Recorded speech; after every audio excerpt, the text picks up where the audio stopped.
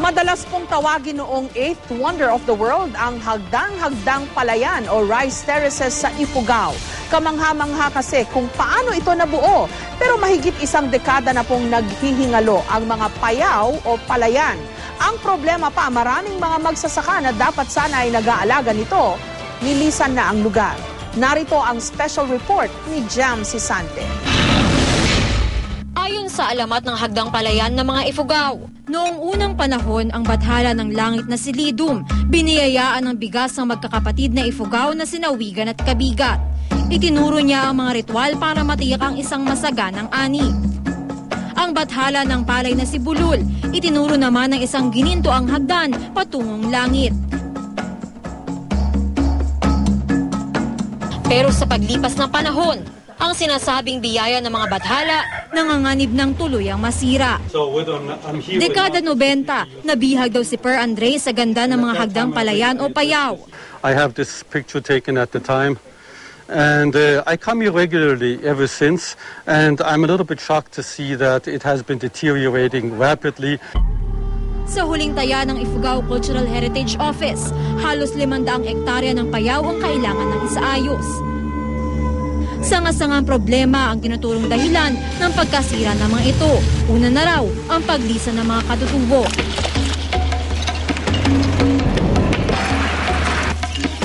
Si Buukan, hindi malaman kung kanino ipagkakatiwala ang lupang buong buhay niyang sinasaka. Ni isa raw kasi sa siyam niyang anak, wala nang balak maging tulad niya. Wala kang, dito ka magtrabaho, wala kang pera. Kailangan punta ka sa ibang lugar para magtrabaho ka. Talagang mahirap itong nandito ka, mahirap. Wala kang obreso. Ang 11 anyos na si Lemark, desidido na ring iwan ng payaw.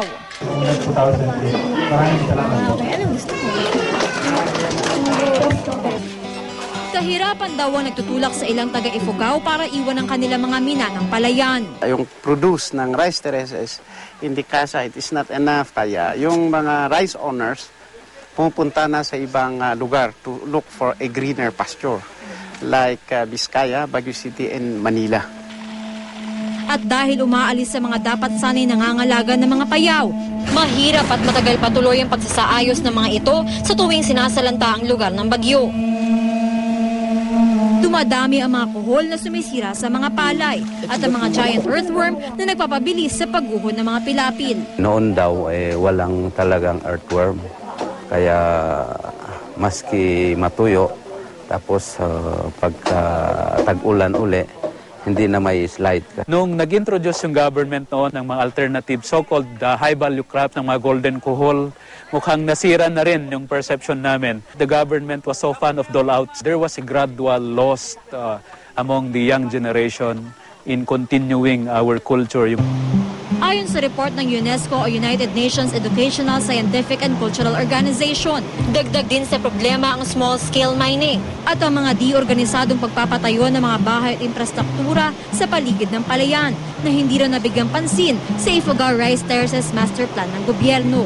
Hanggang sa maaari, hanggang sa abot ng makakaya, dapat balikan natin yung mga katutubong paraan na as long as hanggang sa hindi ito nakakasira sa tanawin. When money was pouring in, nung nag-aral na yung mga bata, they started of course to taste what modernization is. And we accept the fact that what part of the problem is modernization. Mas kiyero yung bubong mo, pero pinturahan po natin na parang sa tingin mo is parang kugon na rin. Ang nakikita ko rito is not to destroy so much the scenic view.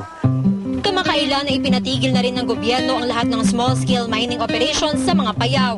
Kabilang naman sa mga rekomendasyon ng UNESCO para maisalba ang mga payaw, ang patuloy na paggamit ng tradisyonal na binhi ng palay ng mga Ifugao, ang tinawon. Plano namin to sell sana yung tinawon rice sa mataas na preso. Para at least man lang, kung mataas yung return nila on investment, makonvince sila na magtrabaho sa terraces. Para i-restore i-maintain yung terraces. Re-improve the quality para madali mong ibenta sa labas. Sa ngayon, unti-unting binubuo ang mga sirang pader ng payaw sa tulong ng batsyang o bayanihan sa paraang subok na ng kanilang mga ninuno.